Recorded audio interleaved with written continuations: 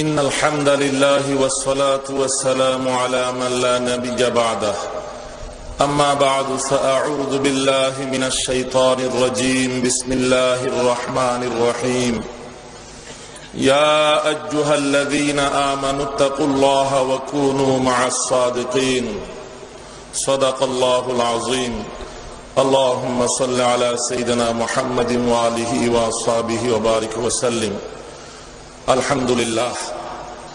উত্তর চট্টলার ঐতিহ্যবাহী আল-আমিন ফাউন্ডেশন কর্তৃক আয়োজিত 2 দিন ব্যাপী ঐতিহাসিক তাফসীরুল কোরআন মাহফিলের সমাপনী দিবসের সমাপনী অধিবেশনের সম্মানিত সভাপতি, উপস্থিত হযরত উলামায়ে কেরাম, মুরব্বিয়ানে ইজাম এবং আমার প্রাণপ্রিয় ছাত্র ও যুবক ভাইয়েরা, পর্দানশীন আমার মা বোনেরা, মহান আল্লাহ পাক পরওয়ারদিগারে আলমের অসংখ্য অগণিত তারিফ এবং প্রশংসা, যিনি মেহেরবানি করে আজকের এই মাহফিলে আমাদেরকে আসার এবং বসার তৌফিক দান করেছেন। আমরা মহান রব্বুল আলামিনের শাহী দরবারে অন্তরের অন্তঃস্থল থেকে শুকরিয়া আদায় করি আলহামদুলিল্লাহ। এবং আকায়ে নামদার, তাজেদার মদিনা, মাহবুবে কিবরিয়া, জিগার গোশায়ে আমেনা, মুহাম্মাদুর রাসূলুল্লাহ সাল্লাল্লাহু আলাইহি ওয়াসাল্লামের খিদমতে লাখো কোটি দুরুদ ও সালামের হাদিয়া, যার আদর্শ আর তরিকার মধ্যে রয়েছে মানব জাতির জন্য উভয় জাহানের কামিয়াবি আর সফলতা। আল্লাহ পাক পরওয়ারদিগারে আলম আজ থেকে প্রায় 1500 বছর পূর্বে হযরত ঈসা আলাইহিস সালামের জন্মের 570 বছর পরে হযরত নূহ আলাইহিস সালামের যুগে বিশ্বজুড়ে যে মহাপ্লাবন হয়েছিল, সেই মহাপ্লাবনের 3913 বছর পরে হযরত আদম আলাইহিস সালাম জান্নাত থেকে দুনিয়াতে আগমন করার 6125 বছর পরে আমাদের প্রিয় নবী, বিশ্ব নবী মুহাম্মদুর রাসূলুল্লাহ সাল্লাল্লাহু আলাইহি ওয়াসাল্লামকে এই পৃথিবীতে পাঠিয়েছে। ওমান নবী রহমত এবং এর লেখক মুসান্নিফ, বাংলাদেশের ঐতিহ্যবাহী মেখল হামিদ সুন্নাহ মাদ্রাসার প্রধান মুফতি, আমাদের উস্তাদ আল্লামা মুফতি মুহাম্মদ আলী সাহেব মুদ্দিজুল্লাহুল আলী, এবং সিরতে খাতুমুল আম্বিয়ার মধ্যেও অল্প কিছু কম বেশি এই বিবরণগুলো আছে। আমি আমার আলোচনা শুরু করার পূর্বে আপনাদের খেদমতে একটি বিষয় পরিষ্কার করতে চাই। সে বিষয়টি হলো, একটু আগে আপনারা স্লোগান দিয়েছেন, আহমদ শফি এগিয়ে চলো, আমরা আছি তোমার সাথে। আহমদ শফি যেখানে, আমরা আছি সেখানে। এই বিষয়টা আমি বলতে চাই, আপনাদের স্লোগানও সত্য, যিনি সংশোধন করছেন ওনারটাও সত্য। নবীজি আবু বকর সিদ্দিক রাদিয়াল্লাহু তাআলা আনহুকে নিয়ে গারে হেরায় ছিলেন। আবু বকর সিদ্দিক ভীত সন্ত্রস্ত ছিলেন। নবীজি আবু বকর সিদ্দিককে সান্ত্বনা দিলেন, লা তাহজান ইন্নাল্লাহা মা'ানা, ভয় পেও না, আল্লাহ আমাদের সাথে আছে। পক্ষান্তরে বদরের যুদ্ধে মুসলমান মুজাহিদ 313 জন, কাফের হাজারের বেশি সশস্ত্র। নবীজি চিন্তায় পড়ে গেলেন, 313 জন সাহাবায়ে কেরাম, তারা কি 1000-এর বিরুদ্ধে অস্ত্র ধরতে রাজি হবে? কি উপায় হবে? তারা যদি পলায়ন করে, তারা যদি পৃষ্ঠ প্রদর্শন করে, তাহলে তো ইসলাম এখানেই শেষ হয়ে যাবে, নিশ্চিহ্ন হয়ে যাবে। নবীজি বারবার আনসারদের দিকে তাকান এবং মুহাজিরদের দিকে তাকান। আল্লাহু আকবার। মুহাজির থেকে একজন দাঁড়িয়ে বললেন, ইয়া রাসূলুল্লাহ, মুসা নবীর অনুসারীরা মুসা নবীকে যেই কথা বলেছে, আমরা কখনো আপনাকে সেই কথা বলবো না। আমরা সব আপনার সামনে পিছনে ডানে বামে শরীরের শেষ রক্তবিন্দু দিয়ে হলেও জিহাদ করে যাব, আমরা ময়দান ছেড়ে যাব না, আমরা আপনার সাথে আছি। নবীজি তারপরে জিহাদের অনুমতি দিলেন না। নবীজি তারপরে বারবার আনসারদের দিকে তাকাইতেছেন, কারণ এটা তো মুহাজিররা বলেছে, যদি আনসাররা পলায়ন করে।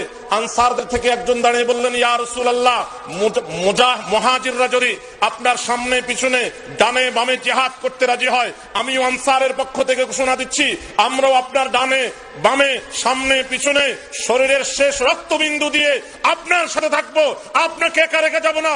অতএব এই স্লোগানে সত্য। আহমদ শফি, চিন্তার কোনো কারণ নাই, ভয় পাওয়ার কোনো কারণ নাই।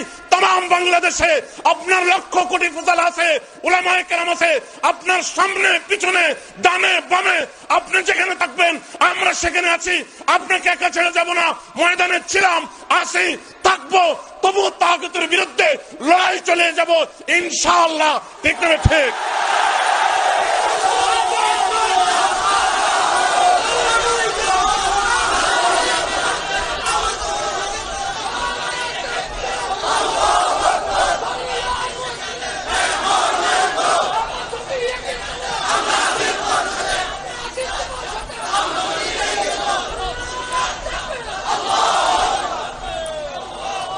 আমি আপনাদের কাছে জানতে চাই,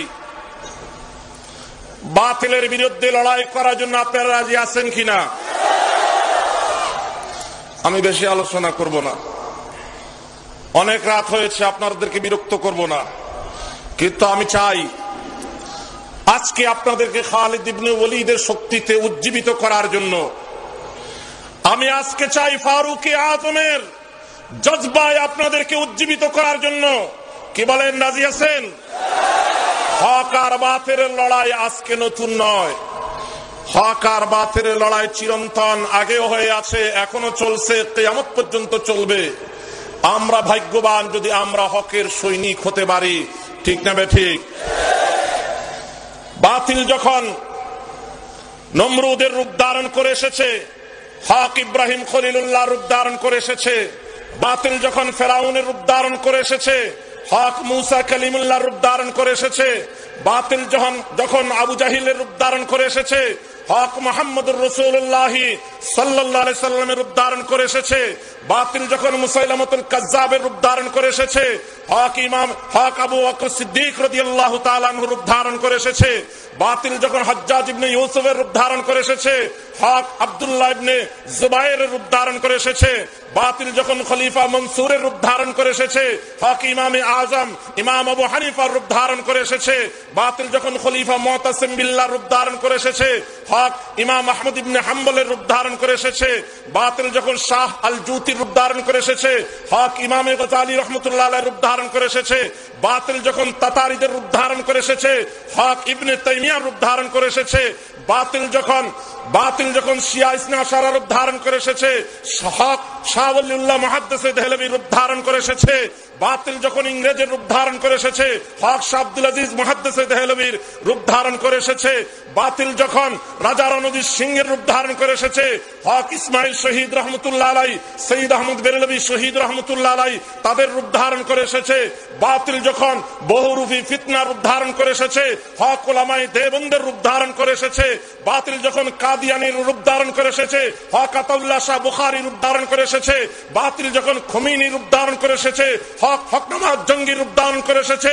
বাতিল যখন আওয়ামী লীগের রূপ ধারণ করে, রাশেদ খান মেননের রূপ ধারণ করে, হাসানুল হকের রূপ ধারণ করে, ফতুয়া বিরোধী রূপ ধারণ করে, কোরআন বিরোধী রূপ ধারণ করে, সংবিধানের রূপ ধারণ করে, বাতিল যখন এরকম নারী নীতিমালার রূপ ধারণ করে, শিক্ষানীতির রূপ ধারণ করে ময়দানে এসেছে, হকের আওয়াজ নিয়ে ময়দানে এসেছেন আল্লামা শাহ আহমদ শফি সাহেব মুদ্দুল্লাহ আলী।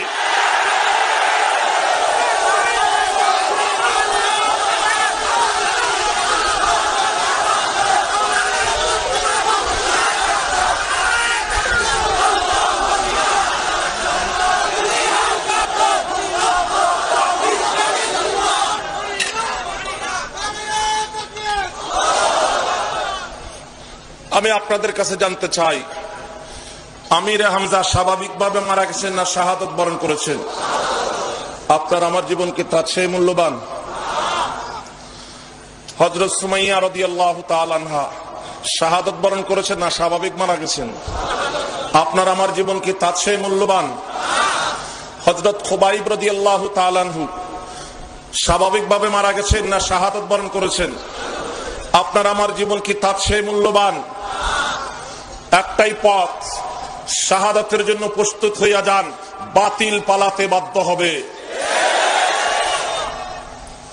সাহাবায়ে কেরামের জীবন থেকে আমার জীবন মূল্যবান নয়, আমির হামজার জীবন থেকে আমার জীবন মূল্যবান নয়, খুবাইবের জীবন থেকে আমার জীবন মূল্যবান নয়, সুমাইয়ার জীবন থেকে আমার জীবন মূল্যবান নয়, মাজার মুহাফিজের জীবন থেকে আমার জীবন মূল্যবান নয়। আমি আপনাদের সামনে বলতে চাই, আহমদ শফির নেতৃত্বে যখন যেখানে ডাক দিবে জবাই হতে হয়, মুজিবুর রহমান জবাই হতে তৈয়ার। আহমদ শফি আপনি বলুন কখন কোথায় জীবন দিতে হবে, প্রাণ দিতে হবে, আমি মুজিবুর রহমান তৈয়ার আছি।